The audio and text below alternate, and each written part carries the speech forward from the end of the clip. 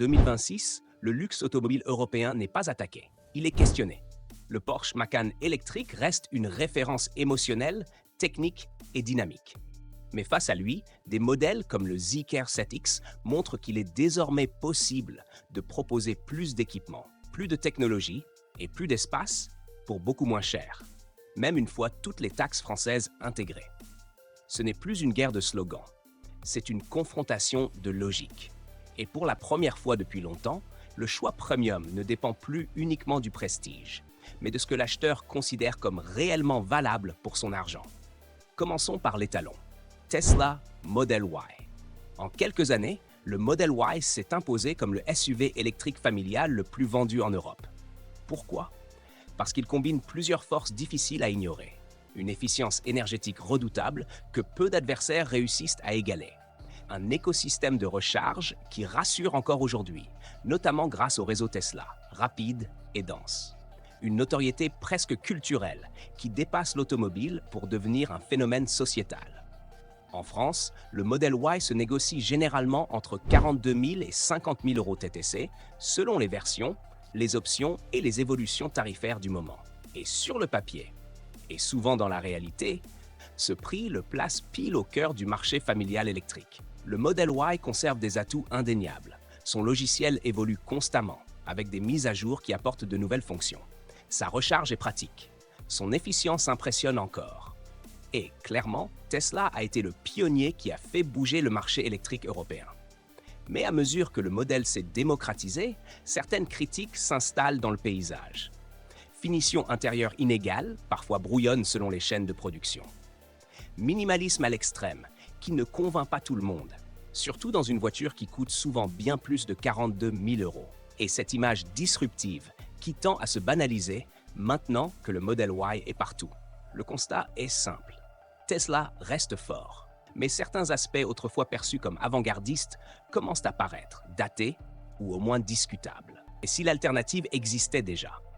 Face à cette icône moderne, un autre acteur avance tranquillement mais avec conviction. Il ne cherche pas à provoquer. Il ne parle pas fort. Il ne revendique pas une domination mondiale. C'est simplement une alternative pertinente. XPeng G7. Le challenger chinois. Le XPeng G7 n'est pas un outsider lancé pour exister face à Tesla. C'est un SUV électrique intermédiaire supérieur, pensé dès l'origine pour répondre aux attentes du marché européen, en matière de confort, de technologie et de qualité perçue. XPeng n'est pas arrivé en Europe par hasard. La marque a observé. Elle a étudié Tesla. Elle a compris ses forces, mais aussi identifié ses limites. Et elle a conçu le G7 autour de ce double constat. Design, raisonné, pas tapageur. Le design du G7 est fluide et maîtrisé. Une silhouette profilée, presque basse pour un SUV. Un toit qui plonge légèrement vers l'arrière. Des surfaces épurées, sans artifice inutile. À l'avant, une signature lumineuse fine et horizontale. À l'arrière, un bandeau lumineux qui traverse toute la largeur. C'est pas spectaculaire, c'est réfléchi et ça vieillit bien. Techniquement, le G7 repose sur une plateforme électrique récente, optimisée pour une efficience énergétique, une gestion thermique aboutie, une longévité de batterie solide. En usage réel européen, l'autonomie dépasse souvent 500 km selon les versions. Un chiffre qui le place dans le haut du panier familial électrique. Les performances? Franches, bien dosées, utiles, sans chercher à impressionner inutilement. Ici, l'approche est équilibrée. Douceur de conduite, autonomie cohérente et crédibilité sur long trajet grâce à une recharge rapide comparable aux meilleurs. Et c'est peut-être là que le G7 s'affirme le plus clairement. La conduite assistée sur autoroute, la gestion intelligente des embouteillages, le stationnement automatisé, les mises à jour à distance régulières. Tout fonctionne dans un ensemble cohérent, pensé pour évoluer avec le temps. L'interface est fluide, réactive et intuitive. L'assistant vocal comprend le contexte et les intentions, sans imposer des commandes rigides. Ce sont des détails? Peut-être, mais cumulés, ils changent profondément l'expérience au quotidien. Intérieur, chaleureux et cohésif. Contrairement à l'intérieur ultra minimaliste du Model Y, le G7 propose une ambiance plus accueillante. Un grand écran central bien intégré, une instrumentation lisible, des matériaux choisis avec soin, une qualité perçue plus homogène. Le toit panoramique accentue la sensation d'espace. L'insonorisation est soignée. Ce n'est pas du luxe ostentatoire, c'est du confort durable, pensé pour un usage quotidien. Sur le marché chinois, le G7 se négocie autour de l'équivalent de 25 à 28 000 euros. Mais ce tarif reste strictement local. En Europe, le positionnement est plus réaliste, mais reste stratégique. Entre 42 000 et 45 000 euros TTC selon les versions et la fiscalité française. Exactement face au Model Y. Ce n'est ni low-cost artificiel, ni premium inaccessible. Juste une alternative qui matche prix et prestations avec pertinence. Alors quel est le verdict? Le Tesla Model Y garde des atouts forts. Un écosystème de recharge très rassurant, une notoriété écrasante, une efficience toujours difficile à battre. Mais il montre aussi des limites. Un intérieur parfois critiqué, un minimalisme qui ne convainc pas tous les acheteurs, une image qui s'uniformise. Le Xpeng G7, lui, répond avec une qualité perçue plus homogène, une interface pensée pour le quotidien, une technologie complète et cohérente, un confort global plus consensuel. Ce n'est pas une révolution, c'est une alternative rationnelle et mûre. Et dans un marché électrique qui a acquis sa maturité, c'est parfois exactement ce que les acheteurs attendent. Le Porsche Macan électrique n'a rien à prouver. Il arrive en 2026 avec un héritage lourd, presque intimidant. Qualité de fabrication irréprochable, sécurité de haut niveau, technologie maîtrisée et surtout, un châssis exceptionnel. Le Macan, c'est cette sensation de contrôle permanent, cette précision de conduite que Porsche sait encore mieux distiller que beaucoup d'autres, même à l'ère électrique. Ce n'est pas juste un SUV familial branché à une borne, c'est une Porsche avec tout ce que cela implique émotionnellement. Et cette émotion, elle se paie. En France, le Macan électrique démarre autour de 83 000 euros TTC. Mais soyons honnêtes, à ce niveau de gamme, personne ne s'arrête à la version d'appel. Une fois les options devenues quasi indispensables ajoutées, le tarif grimpe vite entre 90 000 et plus de 100 000 euros TTC. À ce prix, l'acheteur n'achète pas seulement une voiture. Il achète une image, une histoire, une continuité. Et puis, à quelques mètres de là, parfois dans une autre concession, parfois encore uniquement sur écran, une autre proposition existe. Plus discrète, moins chargée émotionnellement, mais redoutablement rationnelle. Le Zeekr 7X ne cherche pas à détrôner Porsche dans l'imaginaire collectif. Il ne parle ni de compétition, ni de légende, ni de sport automobile. Il pose une question simple. Qu'est-ce que vous voulez vraiment pour votre argent? En France, le Zeekr 7X débute autour de 53 000 euros TTC. Même dans ses versions plus autonomes et mieux dotées, il dépasse rarement 63 000 euros TTC. Et à ce niveau de prix, il propose une architecture électrique moderne en 800 volts, une recharge ultra rapide, un habitacle spacieux pensé pour la famille, une dotation technologique très généreuse de série et un niveau de sécurité validé par 5 étoiles Euro NCAP. Objectivement, à équipement comparable, l'écart avec le Macan peut atteindre 30 000 euros TTC. Ce n'est pas un détail, c'est un choix structurant. Soyons clairs, le Zeekr 7X ne conduit pas comme un Macan. Il n'a pas l'ADN dynamique ni la mise au point chirurgicale de Porsche. Mais ce n'est pas ce qu'il promet. Le Macan s'adresse à ceux qui achètent encore avec le cœur, avec l'image, avec le plaisir pur de conduite. Le Zeekr s'adresse à ceux qui comparent, calculent et se demandent froidement si l'écart de prix est encore justifié par l'écart de prestation. Et c'est là que le marché commence à basculer. Quittons maintenant le terrain du prestige et des symboles pour revenir à quelque chose de plus concret, de beaucoup plus quotidien. On parle ici de SUV familial hybride rechargeable. Pas de gloire, pas de fioriture. Juste ce que des familles comme la tienne ou la mienne recherchent vraiment. Espace, confort, technologie fiable et un prix qui ne donne pas envie de s'évanouir. Le référent européen, le Peugeot 3008 hybride rechargeable. Pourquoi?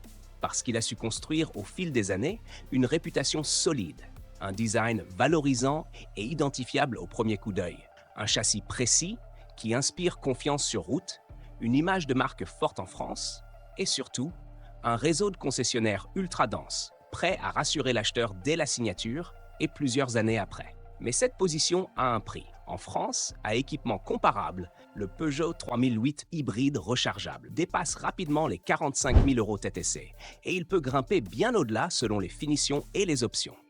Un tarif cohérent avec son positionnement, certes, mais qui commence à peser lourdement sur le budget familial.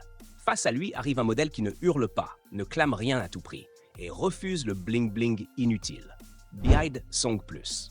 Et là, on entre dans une logique différente. Pas de design qui divise volontairement, pas de promesses tapageuses. Juste un SUV familial pensé pour répondre à des besoins réels, concrets, quotidiens. BYD n'est pas un constructeur automobile classique au sens européen. C'est un géant industriel mondial, spécialiste des batteries et de l'électrification. Quand un tel groupe lance un SUV hybride rechargeable, ce n'est pas pour tester l'eau, c'est pour s'installer durablement. Dès qu'on s'installe à bord du Song Plus, une chose saute aux yeux, l'espace. L'habitabilité arrière est généreuse, le coffre est vaste et bien conçu, et selon les marchés, une configuration à 7 places existe, avec une troisième rangée réellement utilisable au quotidien. L'intérieur, pas de luxe ostentatoire, mais une présentation moderne, fonctionnelle et sérieuse. Le grand écran central rotatif structure l'habitacle, les matériaux sont bien choisis, et l'ensemble donne une vraie impression de solidité et de durabilité. Pas de mode passagère. Tout ce qu'on attend BYD ne fait aucune concession sur l'essentiel. Vision panoramique, régulateur adaptatif, maintien dans la voie, surveillance des angles morts, freinage d'urgence évolué. Tout ce qu'on attend dans un SUV familial moderne est là, souvent de série. Et au cœur de ce système, la batterie Blade, développée par BYD. Elle est reconnue pour sa sécurité, sa longévité et sa résistance à l'usage intensif. Pas un gadget. Une techno qui porte son poids dans les flottes de taxis à travers le monde, là où la fiabilité n'est pas une option, mais une nécessité. Le point qui change tout, le prix. Alors là, on arrive à ce qui fait vraiment réfléchir. En Chine, le Song Plus démarre sous les 20 000 €, un prix strictement local, donc pas applicable directement en Europe.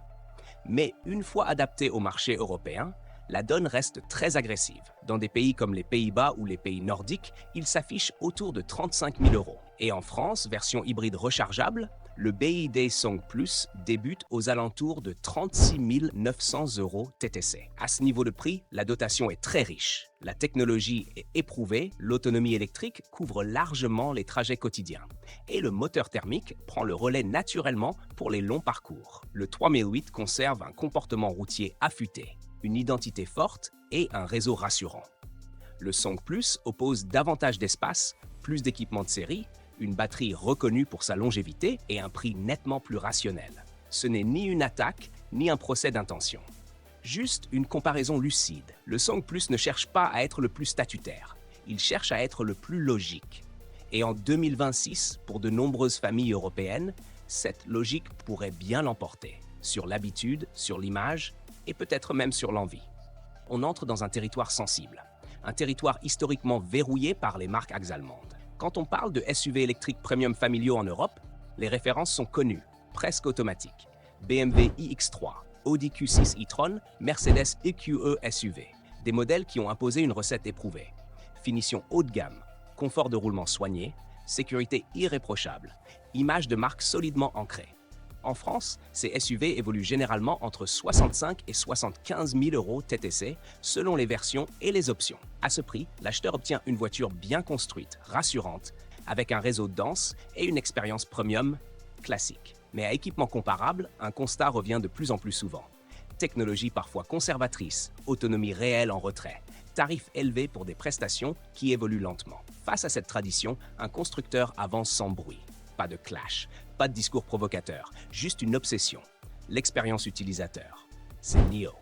Et son arme sur ce segment, c'est le NIO ES6, parfois appelé S6 selon les marchés. Le ES6 est un SUV électrique intermédiaire à grand format, la sécurité maximale et une performance maîtrisée. Son design reflète parfaitement cette philosophie. Les lignes sont fluides, élégantes, équilibrées. La signature lumineuse avant est nette et immédiatement identifiable. À l'arrière, le bandeau lumineux prolonge la silhouette avec cohérence. Aucun effet gratuit, aucune démonstration inutile, juste une impression de solidité et de qualité perçue. Technique, puissance sans excès.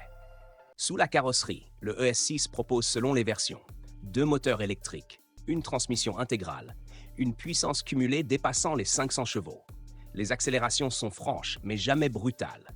Le confort reste prioritaire, même à rythme soutenu. Avec la batterie grande capacité, l'autonomie réelle dépasse les 600 km. Plaçant le ES6 parmi les meilleurs de sa catégorie en Europe. Le détail qui change la donne. Le battery swap. C'est ici que NIO se distingue clairement. Grâce au battery swap, la batterie peut être remplacée en quelques minutes dans des stations dédiées. Pas d'attente prolongée. Pas de stress lié à la recharge rapide répétée. Pas de dégradation accélérée. Pour les longs trajets, les familles pressées ou les usages professionnels, la logique d'utilisation change complètement. On ne recharge plus, on échange. Intérieur, le premium apaisé à bord. NIO frappe juste.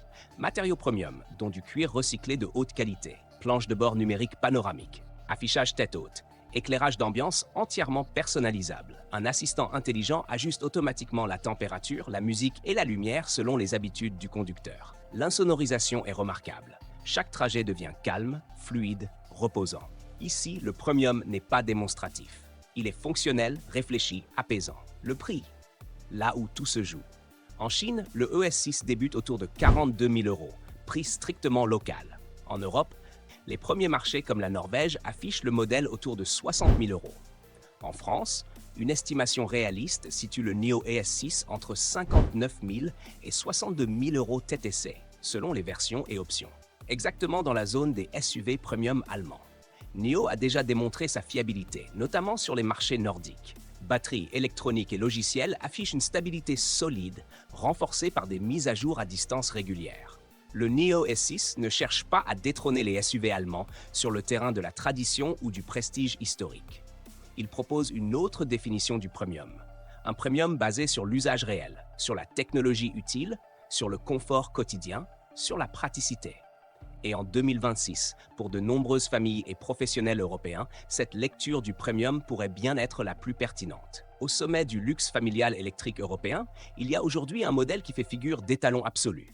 Un véhicule qui ne cherche pas à convaincre, il impose. Ce modèle, c'est le Mercedes EQS SUV, la référence ultime européenne. Mercedes EQS SUV. L'EQS SUV, c'est la transposition du savoir-faire Mercedes dans ce que l'électrique peut offrir de plus abouti pour une famille qui refuse le moindre compromis. En France, le ticket d'entrée débute autour de 120 000 € et dépasse très facilement 140 000 € dès que l'on ajoute les options attendues à ce niveau. À ce prix, tout est là. Une image de marque incontestable, un réseau premium mondial, une finition d'un niveau exceptionnel, une suspension ultra confortable, une conduite feutrée presque silencieuse. L'EQS SUV n'est pas un simple véhicule, c'est un statut roulant. Et ce statut, Mercedes le facture au prix fort. Et si le luxe changeait de lecture? Face à ce monument européen, un nom que beaucoup n'attendaient pas à ce niveau s'invite désormais à la table du très haut de gamme. Sans bruit, sans provocation, mais avec une assurance troublante. Son nom, Hongqi IHS9. Hongqi IHS9, le luxe qui ne s'excuse pas. Le EHS9 n'est pas qu'un SUV, c'est une déclaration silencieuse sur ce que peut devenir le luxe familial électrique en 2026. Dès le premier regard, il impressionne.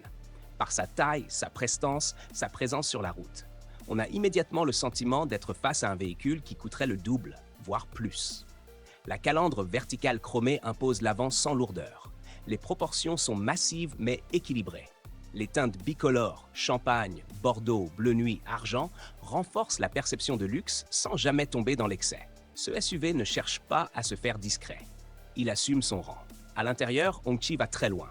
Très loin. Jusqu'à 7 vraies places, avec à la deuxième rangée de véritables sièges capitaines. Massage, chauffage, ventilation, repose-pied. Le bois est réel, le cuir est haut de gamme. Les écrans sont omniprésents. L'audio est digne d'un salon privé. L'éclairage d'ambiance transforme l'habitacle selon l'humeur. La troisième rangée, utilisable par des adultes, ce qui reste rare même dans le très haut de gamme. Ajoute à cela une suspension pneumatique qui absorbe tout et chaque trajet devient presque irréel, comme si la route avait disparu. Côté motorisation, le EHS9 propose une propulsion électrique puissante ou une transmission intégrale selon les versions. L'autonomie réelle peut approcher les 600 km. La conduite est silencieuse, fluide, totalement apaisée. Les aides à la conduite sont complètes. Les mises à jour à distance permettent au véhicule d'évoluer dans le temps, sans dépendre constamment de l'atelier. En Chine, le EHS9 démarre autour de 35 000 € équivalent, un tarif strictement local. Mais en Europe, et plus précisément en France, une estimation crédible situe le modèle entre 65 000 et 75 000 € TTC selon les configurations. Mais face à un EQS SUV à plus de 120 000 €, l'écart devient impossible à ignorer. Le fait, rien que le fait. Le Mercedes EQS SUV conserve la référence absolue du luxe européen, son image historique, son réseau, sa tradition. Le Hongqi EHS9, lui, propose Un luxe très proche en ressenti, une générosité d'équipement exceptionnelle, un espace intérieur souvent supérieur et un prix parfois presque divisé par deux. Ce n'est pas une attaque, ce n'est pas un slogan, c'est un constat mesurable. Cette vidéo dessine un panorama clair. 5 SUV, 5 visions du marché familial et premium. Aucune provocation, aucun effet de manche, juste une réalité qui s'impose. La Chine ne cherche plus à copier. Elle rééquilibre le rapport valeur-prix. Elle oblige les constructeurs européens à repenser leur équipement de série, leur positionnement tarifaire, leur proposition globale. Le duel est ici plus subtil, moins spectaculaire en apparence, mais infiniment plus représentatif de la réalité du marché européen. On n'oppose pas deux extrêmes, mais deux philosophies qui se croisent chaque jour dans l'esprit des acheteurs. L'électrique pure venue de Chine face à l'hybride premium japonais, devenu une valeur refuge en Europe. D'un côté BYD, de l'autre Lexus. Le Lexus NX hybride s'est imposé au fil des années comme une forme de sécurité automobile. Pas de révolution, pas de promesses futuristes, mais une recette parfaitement maîtrisée, faite de fiabilité, de confort, de sobriété et d'une image premium solide. En France, le NX hybride débute autour de 57 000 € toutes taxes comprises et dépasse facilement les 65 000 € à équipement équivalent. À ce niveau de prix, Lexus offre un intérieur très bien fini, une insonorisation de haut niveau, une conduite douce et une hybridation auto-rechargeable d'une remarquable discrétion. Sur la route, le NX ne cherche pas la performance ni la démonstration technologique. Il privilégie la fluidité, la stabilité et la tranquillité d'esprit. Aucun besoin de borne, aucun stress lié à l'autonomie, aucune rupture dans les habitudes de conduite. C'est précisément cette simplicité qui explique son succès auprès de nombreuses familles européennes. Mais cette sérénité a aussi son revers. La technologie embarquée reste plus conservatrice. L'interface évolue lentement et l'expérience électrique réelle reste limitée dans le temps et dans l'usage. Le NX est moderne, cohérent, rassurant, mais il ne regarde pas franchement vers l'avenir. Face à lui, le BYD Seal-U adopte une posture radicalement différente. C'est un SUV familial 100% électrique, conçu pour répondre à des usages concrets, avec une approche presque méthodique. Espace, autonomie réelle, confort et coût maîtrisé. Le Seal-U dépasse les 500 km d'autonomie en usage mixte, offre une conduite silencieuse et fluide et repose sur la batterie Blade, reconnue pour sa sécurité et sa longévité. À bord, l'ambiance est moderne, lumineuse, technologique, sans chercher à imiter le luxe européen, mais sans donner le sentiment de compromis. Tout est clair, fonctionnel et pensé pour le quotidien. En France, le Seal-U se positionne entre 43 000 et 47 000 € selon les versions et les équipements. Même en intégrant la fiscalité européenne, l'écart avec le Lexus NX reste significatif. Et la question devient alors inévitable. À prix réel français, le BYD reste-t-il plus avantageux? La réponse est oui, mais pas pour tout le monde. Dans le face-à-face réel, le Lexus NX conserve des atouts indiscutables. Un réseau dense et rassurant, une image premium solidement installée, une fiabilité mécanique reconnue et une simplicité d'usage totale, sans recharge ni contrainte. Le BYD Seal-U, lui, s'impose sur des critères devenus centraux en 2026. Une conduite électrique réelle au quotidien, un coût d'usage plus faible, une technologie plus moderne, une autonomie compatible avec une vraie vie familiale et un prix nettement inférieur à équipements comparables. Il ne s'agit pas d'une victoire écrasante, mais d'un choix de logique. Ce duel ne raconte pas une guerre. Il raconte une transition. Les constructeurs européens et japonais conservent l'expérience, l'image, le réseau et la confiance construites sur des décennies. Le client européen ne cherche pas seulement une marque. Il cherche de la valeur, du confort, de la technologie, de la tranquillité. Les marques chinoises arrivent avec une équation d'une simplicité redoutable. Plus de technologie, plus d'équipement, plus d'électrique, pour moins cher. Même une fois arrivé en France, taxes comprises.